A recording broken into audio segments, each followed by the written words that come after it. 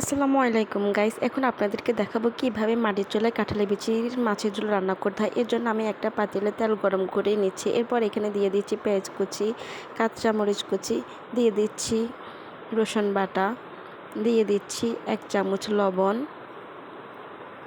দিয়ে দিচ্ছি 1 চামচ হলুদ গুঁড়া, দিয়ে দিচ্ছি 1 চামচ মরিচ গুঁড়া, দিয়ে দিচ্ছি 1 চামচ জিরা গুঁড়া, দিয়ে দিচ্ছি একটা টমেটো কুচি। এরপর এগুলা ভালোভাবে নেড়ে নিব।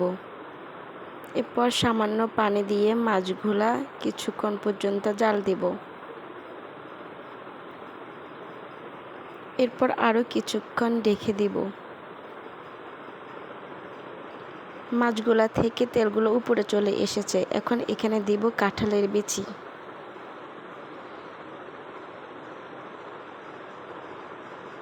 এরপর এগুলা আর একটু নেড়ে নিব। দিয়ে দিব একটু পানি।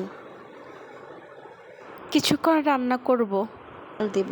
এই তো হয়ে গেল আমার সুস্বাদু কাঁঠালের বিচি মাছের ঝোল। বাই বাই, আল্লাহ হাফেজ।